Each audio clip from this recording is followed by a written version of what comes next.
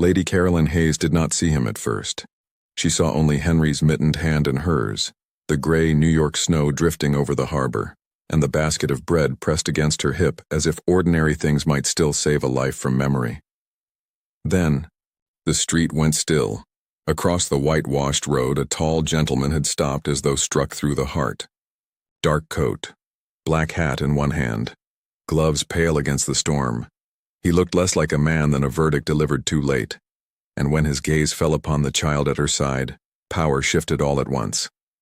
The Duke of Moreland had crossed an ocean to find the woman he had banished, and now he was looking at the boy who bore his face. Henry tugged at her fingers. "Mama?" Caroline could not answer.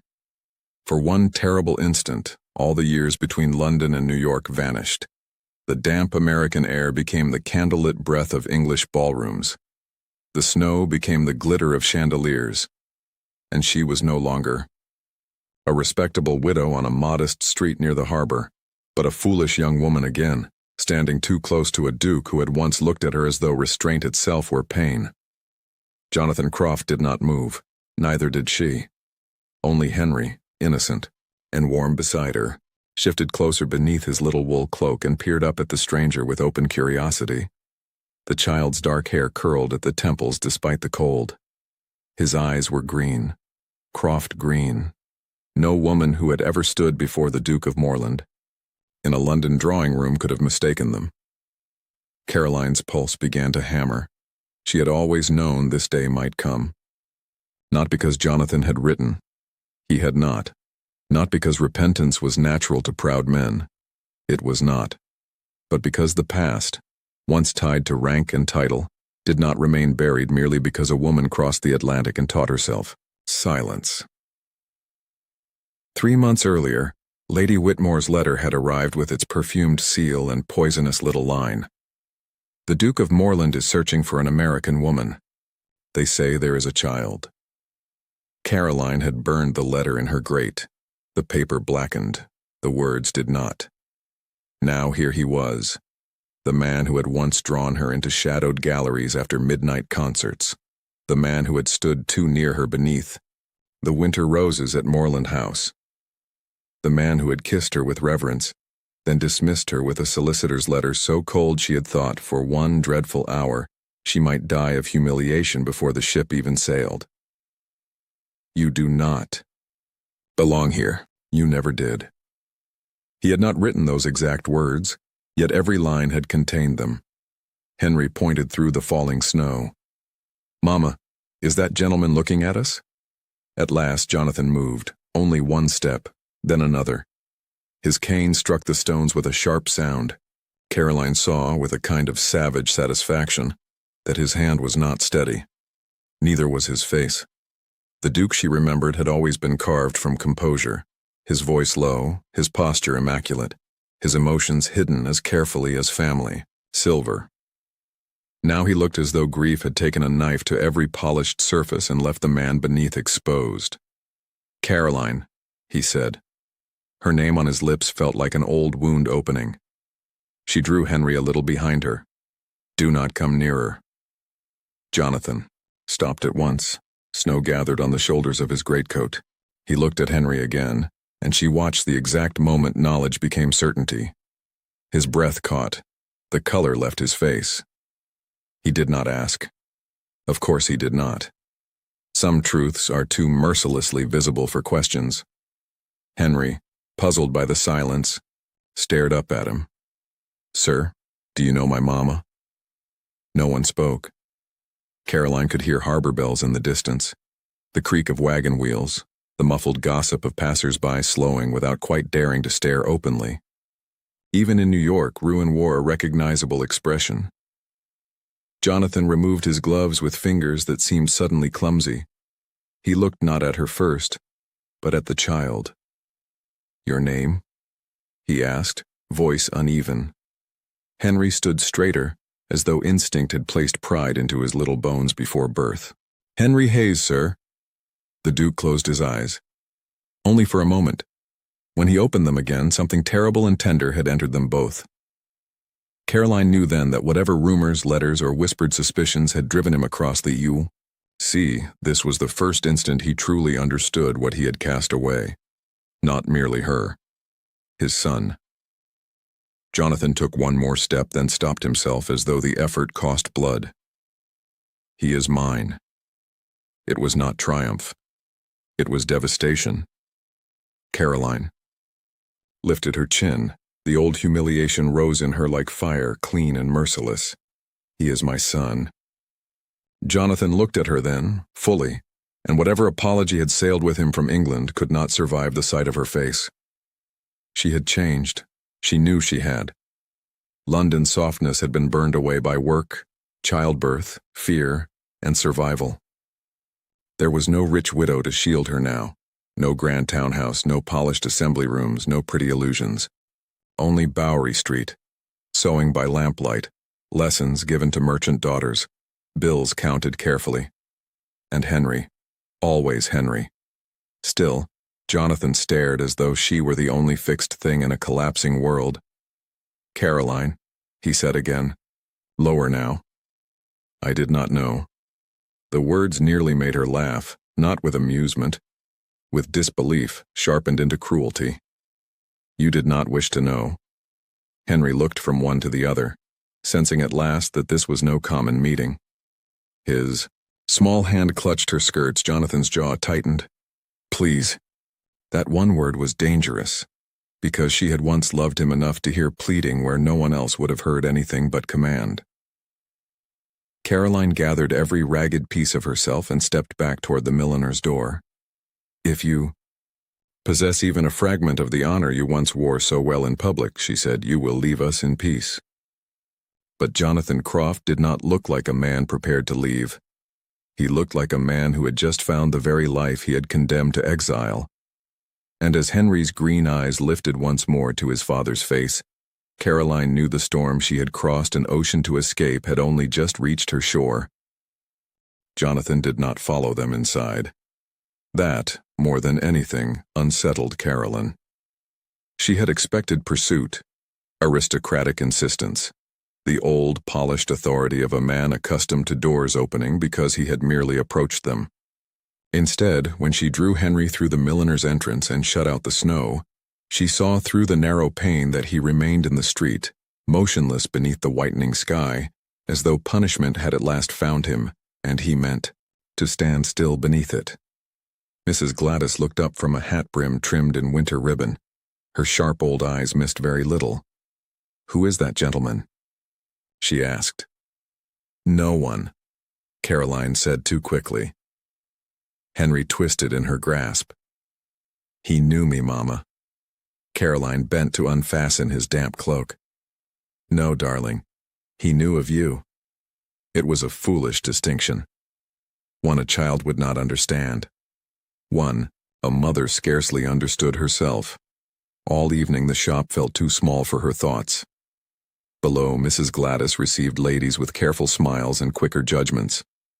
Above, in the narrow rooms Caroline rented, the kettle hissed on the stove, while Henry played with his wooden soldiers upon the rug, inventing battles no one truly lost. Was he from England? He asked at supper. The spoon slipped in her hand. Yes. Did you know him there? Caroline looked at her son's face in the candlelight and saw too much of Jonathan in the line of his brow. Once. Henry considered that with solemn attention. He looked sad. Children were cruelly gifted in such matters.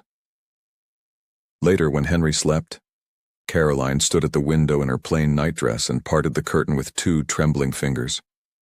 He was still there. Not in the center of the street now, but across from the milliner's shop beneath the iron glow of a gas lamp. Snow silvered his shoulders. His head was bowed. One gloved hand rested over the top of his cane, and there was something in the rigid line of him that was worse than pride. Remorse. At last, as though feeling her gaze through glass and storm, Jonathan lifted his face toward the window. Even across that distance, Caroline felt it. Recognition, longing, regret sharpened by wonder. Then, with the slow heaviness of a man carrying his own ruin, The Duke of Moreland turned and walked away into the New York night, and Caroline, watching him go, discovered that hatred was far simpler at sea than it was at arm's length. The following morning, Caroline rose before dawn. Sleep had not come.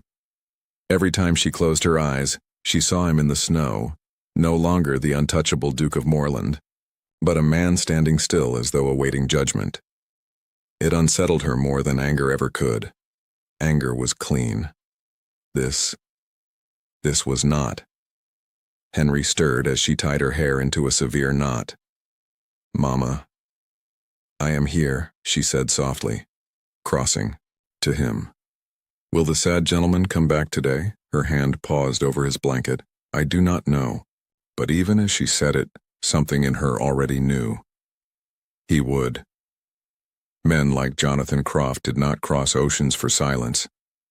He came before noon. The bell below chimed once, sharp and unmistakable. Caroline froze at the small writing table where she had been mending a client's gloves. Her needle hovered midair. Mrs. Gladys's voice carried upward. "State your business, sir." A pause. Then, "I have come to speak with Mrs. Hayes." The title struck like a stone dropped into still water. Mrs. Hayes, respectable, proper, safe. A name he had never spoken before. Caroline rose slowly and descended the narrow staircase. Jonathan stood inside the shop now, hat removed, snow melting, along the dark wool of his coat. He seemed too large for the space, too carefully composed, and yet not composed at all. His eyes found her at once. Everything else fell away. "Caroline," he said. She did not invite warmth into her expression. "You were told to leave." "I was," he replied quietly, "and I did." Mrs. Gladys looked between them with open suspicion. "You have 5 minutes, sir. No more."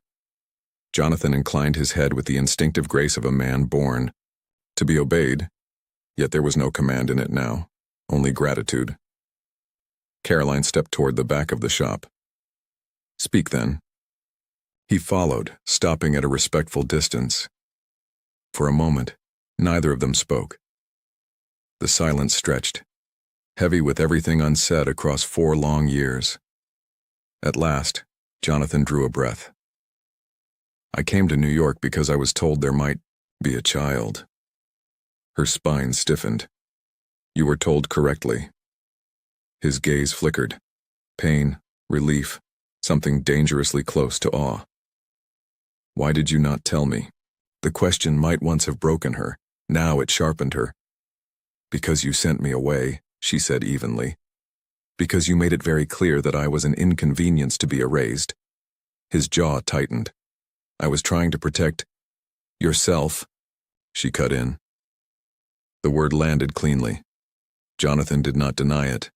That, more than any excuse, struck her. He lowered his eyes briefly, then forced himself to meet her gaze again. "Yes." The honesty unsettled her. "I was a coward," he continued, voice low. "I thought distance would end it. That what we felt, what I felt, would fade if I removed you from my life." Caroline's fingers curled into her skirts. "And did it?" "No." The answer came without hesitation. It hung between them, dangerous in its simplicity. "I tried," he went on, quieter now. "I returned to Moreland House. I attended Parliament. I fulfilled every duty expected of me. And still—" He stopped, as though the words themselves resisted dignity. "Still you were there, in every room, in every silence." Caroline looked away. She had lived that same haunting, but without estates to distract her. Only long nights, a growing child, and the memory of a man who had chosen pride over her. "You do not get to speak of suffering," she said, not loudly, but with precision. "Not to me." "I know," he said. Again, no defense, only acceptance. It disarmed her more than argument ever could. A pause. Then, "I learned of Henry 6 months ago," Jonathan said carefully. "From my sister." Caroline's gaze snapped back to him. Lady Abigail? She is dead. The words fell quietly. Caroline inhaled sharply. She died of fever, he continued. But before she did, she told me. She said I had not lost only you. His voice faltered. I had lost my child. Silence flooded the small room. Even Mrs. Gladys, hovering at a distance, pretended not to listen. Caroline felt something shift. Inside her, not forgiveness, not yet, but the first fracture in the wall she had built so carefully around her heart. He is 3 years old, she said at last. He knows nothing of you. Jonathan closed his eyes briefly. That is my doing. Yes. A beat, then softer, against her own intention.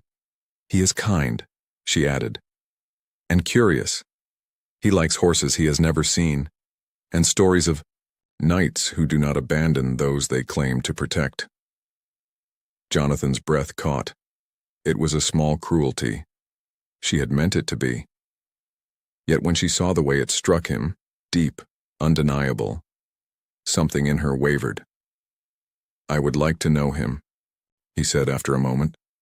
Not as a duke, not as a claim, only, his voice roughened, only as his father, if you will allow it.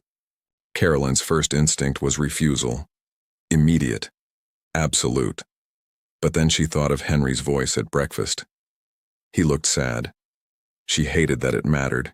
She hated that Henry's world, so carefully constructed, so fiercely protected, might now be divided between truth and silence. You do not deserve him, she said. I know. And you will not take him from me. Never. And you will not speak of England, of titles, of inheritance. Jonathan hesitated. Only for a second, then, as you wish. Caroline studied him, really studied him. The perfect duke was still there in posture, in bearing, but something had shifted beneath it. Something quieter, more dangerous, something real. 15 minutes, she said finally. His breath stilled. You may see him, she continued. Here, with me present. You will say nothing that confuses him. You will not claim anything that is not yours to claim. Jonathan's voice was barely more than a whisper. Thank you. Do not thank me, she replied. I am doing this for him. She turned toward the stairs, then paused, without looking back. He is upstairs. And for the first time since stepping onto American soil, Jonathan Croft, Duke of Moreland, feared and untouchable, felt something dangerously close to hope. Jonathan did not move at once. For a man who had commanded estates, servants, and entire rooms with a glance, the narrow staircase before him seemed a far greater trial, Caroline noticed. Of course she did. Have you forgotten how to walk? She asked coolly. No, he said, voice low. Only how to deserve what waits above. She turned without replying. That too unsettled her. The room upstairs was small, too small for memory, too small for everything that had once passed between them in candlelit halls and hidden gardens. A narrow bed, a worn rug, a single window clouded by winter frost. And in the corner, Henry. He sat cross-legged upon the floor, arranging his wooden soldiers into careful lines. His dark head bent in concentration, lips moving faintly as he narrated a battle only he could see. Jonathan stopped in the doorway. Something inside him broke quietly, irreparably. This was not a distant rumor, not a whispered scandal, not a consequence to be negotiated or contained. This was his son. Alive, real, small enough to be held. And he had not been there. Caroline watched him from the side. She saw the shift, the way his shoulders lowered, not in defeat, but in surrender to something larger than pride. The way his breath altered, as though he feared even that might disturb the fragile miracle before him. For the first time in all the years she had known him, he did not look like a duke. He looked like a man who had lost everything and only just realized what that meant. Henry glanced up. He blinked once, then smiled open and bright. The sad gentleman came back. Jonathan's lips parted, but no sound came. Caroline stepped forward. Henry, this is... She stopped. What was he? A stranger? A mistake? A truth she had hidden?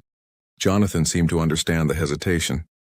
He stepped inside slowly and removed his gloves as though entering something sacred.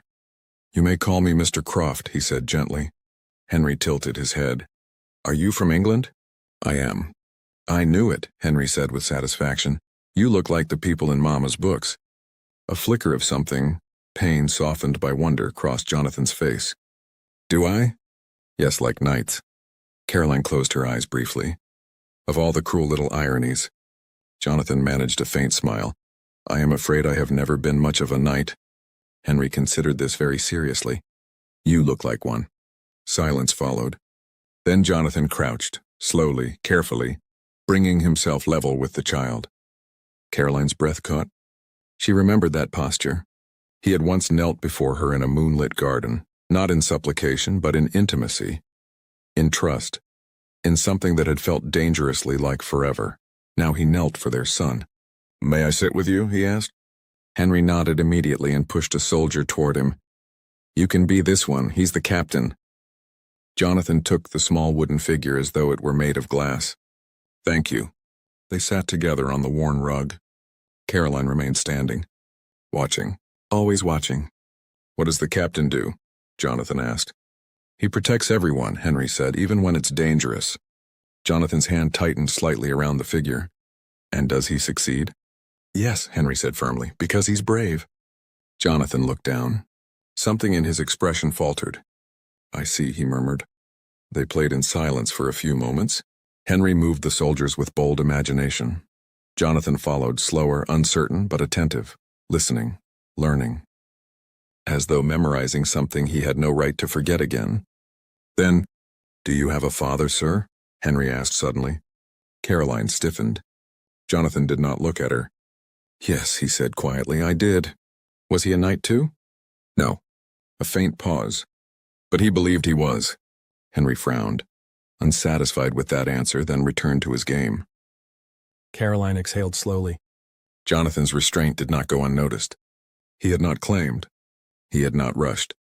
He had not taken what was not yet his, and somehow that unsettled her more than arrogance ever could. After a time, Henry leaned closer to Jonathan, studying him with open curiosity. "You look like me," he said. The room went still. Caroline's heart stopped. Jonathan's breath did too. "Yes," he said after a moment, voice almost breaking. "I believe I do." Henry seemed pleased by this discovery. "Mama says I got my eyes from someone far away." Jonathan swallowed. "I imagine that is true." Caroline turned away. It was too much. Too close. Too dangerous. Because this quiet, careful tenderness was not the man who had sent her away with money and silence. This was someone else. Or perhaps this was the man he had been too afraid to be. The clock on the wall ticked. Loud now. Relentless. Caroline stepped forward. "Time is nearly finished." Henry looked up immediately. "Already?" Jonathan did not move. Not yet, as though he were trying to commit every detail to memory. The curve of the boy's cheek, the sound of his voice, the small unguarded trust in his eyes. At last, slowly, he set the wooden captain down. "Thank you for allowing me to play," he said. Henry smiled. "Will you come again?" The question hung in the air. Jonathan looked at Caroline. She met his gaze. For a long moment, neither spoke.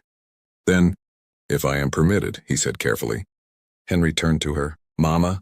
Caroline's throat tightened. This was the moment. The line. The beginning of something she could not easily end. "Yes," she said at last, "perhaps." Henry beamed. Jonathan closed his eyes briefly, just once, then rose. When he stood, the room seemed too small again, too fragile to hold everything that had just shifted within it. At the door he paused. "Caroline," he said quietly. She did not step closer. "Yes? I will not fail him again." Her expression did not soften. "You already have." The words were not cruel. They were true. Jonathan accepted them with a slight incline of his head. Then he left. The door closed. Silence returned. Henry picked up his wooden captain and resumed his game as though nothing monumental had occurred. Caroline stood in the center of the room, still, unmoving, because something had changed. Not forgiveness, not trust, but something far more dangerous. Hope, and she did not know yet whether it would save her, or destroy her all over again. The next Thursday, he arrived precisely at 2. Caroline had told herself she would not notice. She noticed the exact moment the bell rang below. The way her hands stilled over the mending in her lap. The way Henry abandoned his wooden soldiers with a shout of delight and ran for the stairs before she could call him back. "Henry, walk," she said sharply. But he was already halfway down, laughter echoing. Caroline rose more slowly. She had chosen this. She reminded herself of that with every step. Jonathan stood just inside the doorway, hat in hand, coat brushed free of snow. He looked different, still composed, still unmistakably aristocratic, but something in him had softened. Or perhaps it had simply been stripped bare. "Mr. Croft!" Henry flung himself toward him without hesitation. Jonathan caught him instinctively, not with awkwardness this time. With certainty. Caroline felt it like a physical blow. That ease. That belonging. "Good afternoon, Henry," Jonathan said, voice warmer than she had ever heard it in London. "You came back," Henry declared, as though this were the greatest miracle in the world. "I said I would try." "You did." Caroline stepped forward. 2 hours. Jonathan inclined his head. "As you wish." No argument. No push. No reminder of who he had once been. And again, that unsettled her. Upstairs, the small room seemed less suffocating than before. Or perhaps she had simply grown used to the way he filled it. Jonathan removed his gloves and set them aside carefully, as though mindful not to intrude upon anything that was not freely given. "I brought something," he said. Caroline's gaze sharpened. "You were told—" "It is not extravagant," he interrupted gently. He unwrapped a small parcel. Inside lay a thin, well-worn book. Henry's eyes widened. "Stories?" "Knights," Jonathan said, "and horses."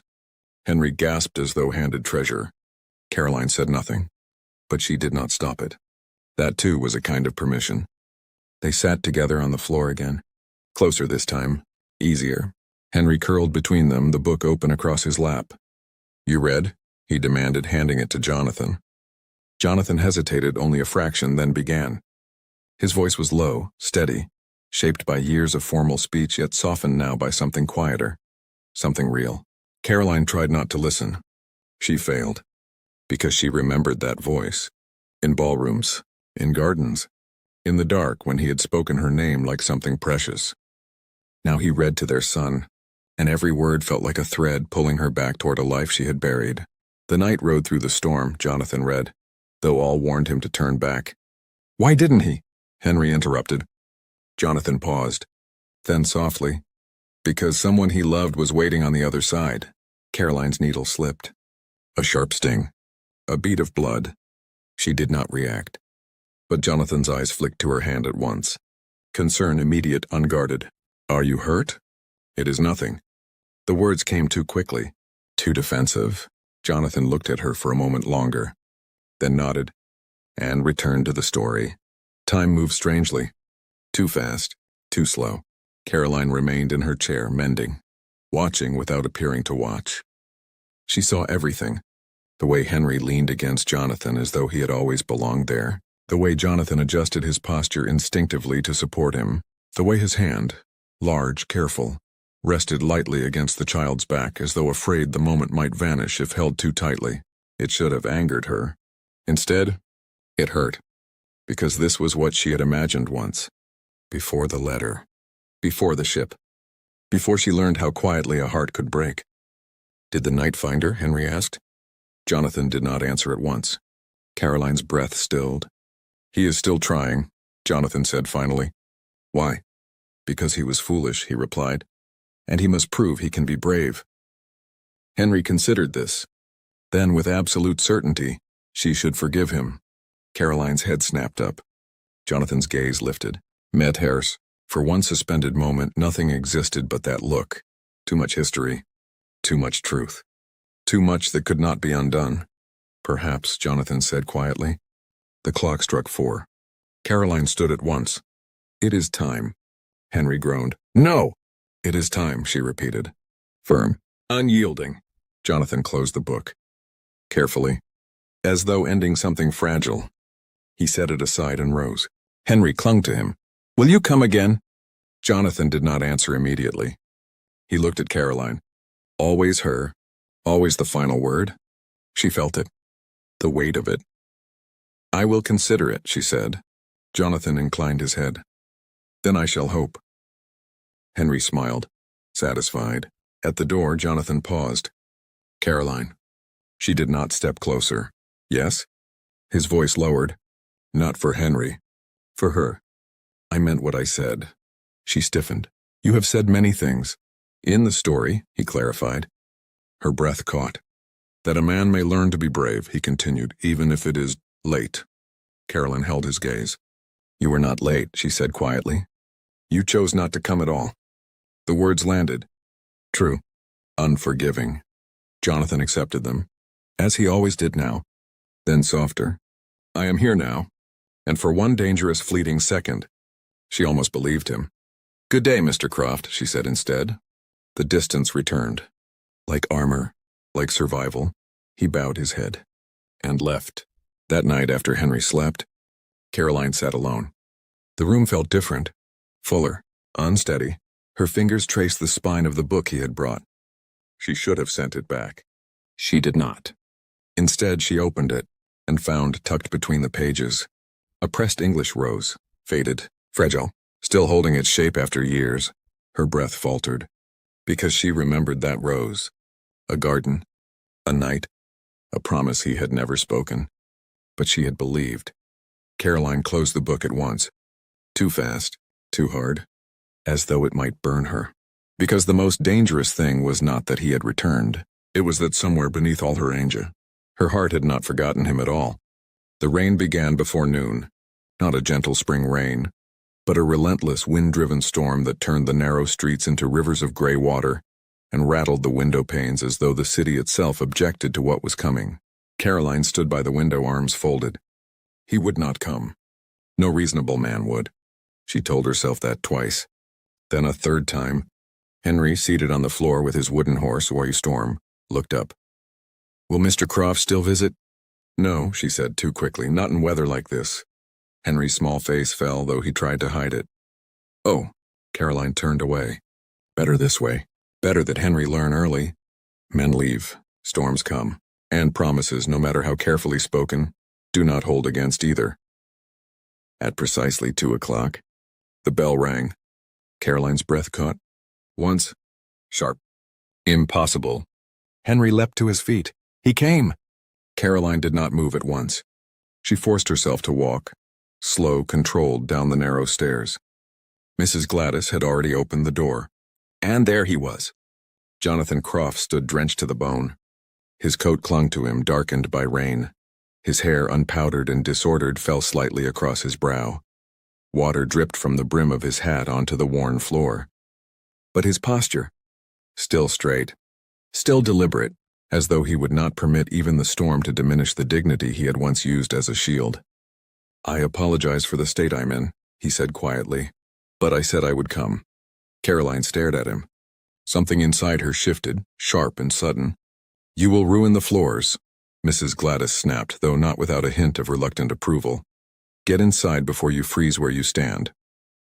Jonathan stepped in. Water pooled beneath him. Henry ran forward without hesitation. "You came in the storm." Jonathan's expression softened at once. "I gave my word." Caroline's throat tightened. He had once given her his word, too. But this felt different. Or perhaps she was simply more dangerous now. Upstairs, the room felt warmer than usual. Or perhaps it was the storm pressing so fiercely against the glass that everything within seemed close, contained, inescapable.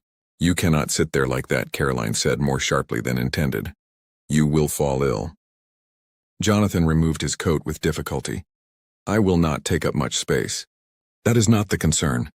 She disappeared briefly and returned with a folded cloth and a plain shirt. "Change," she said, placing them on the chair. "I will not have Henry catching pneumonia because you wished to prove a point." Jonathan looked at the shirt, then at her. Something unspoken passed between them. "Thank you," he said. He did not argue. He did not question. He simply obeyed. And again, that unsettled her. When he returned, sleeves rolled, hair still damp, Caroline looked away too quickly. He seemed closer now. Less distant. Less untouchable. More human. Henry had already arranged the book. Story! Jonathan sat beside him without hesitation. This time, when he read, he did not stumble. He did not hesitate. His voice filled the small room with quiet certainty, even as thunder rolled beyond the walls. Caroline sat in her chair sewing, or pretending to, because she was watching, always watching. The way Henry leaned against him, the way Jonathan's hand rested lightly over the child's shoulder, the way he bent his head slightly to hear every word, every interruption, every small joy. This was not performance. It could not be. No man sustained such gentleness for hours merely to deceive. And that realization terrified her. A crack of thunder shook the room. Henry startled, then laughed. It sounds like cannons. Jonathan smiled faintly. Only the sky making noise. I'm not afraid, Henry declared. Jonathan glanced at him. I know. A pause. Then, I am. Henry blinked. You? Jonathan nodded. Sometimes. Of what? Jonathan's gaze lifted. At Caroline's. Forgetting what matters most, he said quietly. The words landed. Heavy, unavoidable. Caroline's breath faltered. The hours slipped away too quickly, too easily, and that more than anything felt dangerous, because ease had once been the beginning of her undoing. At last the clock struck 4. Caroline stood. It is time. Henry clung tighter. But it's still raining. Jonathan rose slowly. I will return next week, he said. Not a question. A promise. Caroline hesitated, only a moment. But long enough to matter. Yes, she said. Soft, uncertain, real. At the door, the storm had lessened. Only slightly. Jonathan reached for his coat. Caroline stepped forward. Wait. He stilled. She held out his gloves. Their fingers brushed. Just once. Barely. But it was enough. The world narrowed to that single point of contact. Warm. Familiar. Dangerous. Caroline pulled her hand back as though burned. Jonathan's breath unsteadied. Neither spoke, because neither trusted what might follow. At last he took the gloves. Thank you, he said. For the gloves. For the hour. For everything she had not yet taken back. Caroline opened the door. You should not walk in this weather again, she said, not looking at him. I will walk wherever I must, he replied quietly. For him? A pause. Then, for both of you. Her hand tightened on the doorframe. No, she said at once, do not mistake this. Jonathan did not move. You are here for Henry, she continued, voice firm despite the tremor beneath it. Nothing more. He inclined his head. I understand. But his eyes said something else entirely. And that was precisely the problem. After he left, Caroline closed the door slowly, leaning her back against it, breathing, trying to steady something that refused to be still, because the truth had begun to press in on her. Relentless as the storm outside, he was not the same man. And she was no longer certain she was the same woman who could walk away. The following Thursday, he did not come. At first, Caroline did not allow herself to notice. The clock struck 2. She continued sewing. Henry sat by the window. Storm clutched tightly in his small hands. He will come, the boy said, more to himself than to her. Caroline said nothing. 2:15. 2:30. The light shifted across the floor. Still no knock. Still no sound of the bell below. Henry's voice grew quieter. Maybe the storm came back. Caroline's throat tightened. Perhaps. 3 o'clock. The silence became unbearable. Henry turned to her at last, eyes too wide, too careful. Did he forget me? The question broke something cleanly inside her. No, she said, crossing to him at once. No, he would not. But the words faltered. Because once he had forgotten her, and that memory was cruel enough to bleed into the present. Henry lowered his gaze, small fingers gripping the wooden horse. He said he would try. Caroline pulled him into her arms. He did try. But even as she said it, doubt crept in. Slow, poisonous, familiar. 3 days passed. No letter. No message. No explanation. Caroline told herself she had expected this, that men like Jonathan Croft did not change. That consistency was merely another form of performance, and she had been foolish to believe otherwise. Henry stopped asking. That was worse. On the 4th day, a knock came. Not confident. Not measured. Tentative. Caroline opened the door. A man stood there, plainly dressed, hat in hand. Mrs. Hayes? Yes. I carry a message from His Grace, the Duke of Moreland. Her pulse dropped. Where is he? St. Vincent's Hospital, ma'am. The world tilted. He took ill, the man continued. Pneumonia, they say. He has been there several days. Only today was he able to write. He handed her the letter. Caroline's fingers trembled as she took it. She did not remember climbing the stairs, only that she sat, opened the seal, and read. If you never wish to see me again, I will understand. Only allow me to say goodbye properly. He deserves that. The paper blurred. Caroline pressed it to her chest. Because this was not abandonment. This was not indifference.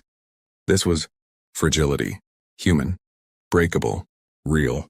And she had believed the worst of him again. She was already moving. Mrs. Gladys, she called. Watch Henry.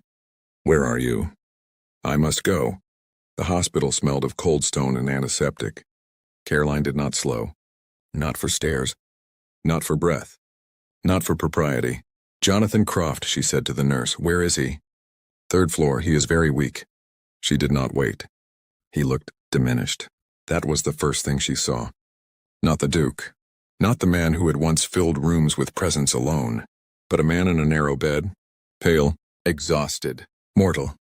Caroline stepped closer, sat, and for the first time, she allowed herself to look at him without armor. Jonathan stirred. His eyes opened slowly. Confusion. Then recognition. Caroline. His voice was rough, disbelieving. I am here, she said. His fingers moved, searching. She took his hand. Without hesitation, without thought. Tears filled his eyes at once. Henry, he whispered. He is well, she said. He thought you had forgotten him. Pain crossed his face. Never. She believed him. That was the most dangerous part. Why did you not send word, she asked, voice unsteady. I did not wish. He coughed, breath uneven, to seem as though I was asking for sympathy. She stared at him. You would rather I believed you abandoned him? Silence. Then, yes. The honesty struck deep.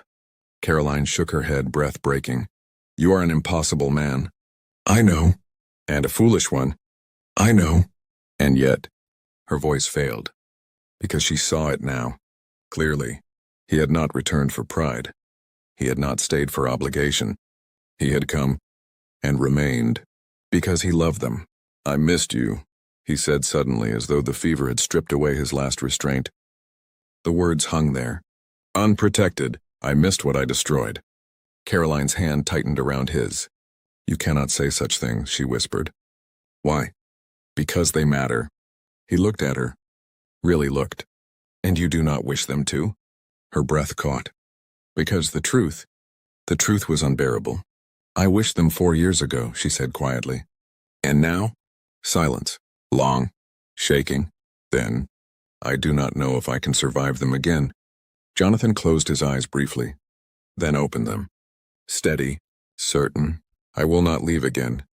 You cannot promise that? I can. His voice did not waver. Even if you never forgive me, he continued. Even if you never love me again, I will remain for him, for you. For as long as you allow me to stand near your life.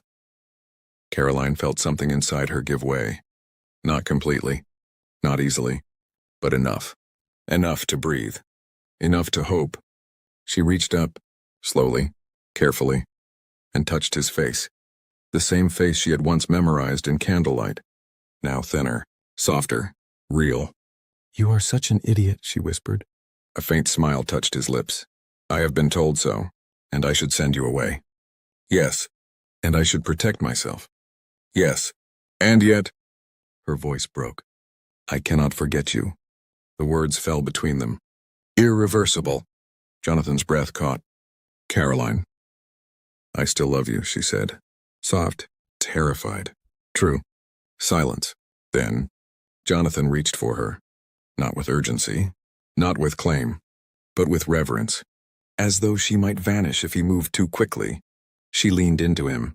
And for a moment, there was no past, no title, no exile, only two people who had lost everything and found each other again. He did not kiss her. Not yet. Some things required patience. Some things required proof. But he held her hand, and she let him. When she rose to leave, he did not ask her to stay. That, more than anything, convinced her he had changed. "Tell Henry," he said quietly, "that I will return." She paused at the door, looked back, and for the first time, she smiled. "Tell him yourself." Outside, the snow had begun again. Soft, endless. But this time, it did not feel like an ending. It felt like something beginning. And for the first time since the letter that had shattered her, Carolyn Hayes allowed herself to believe that love once broken might still be chosen again.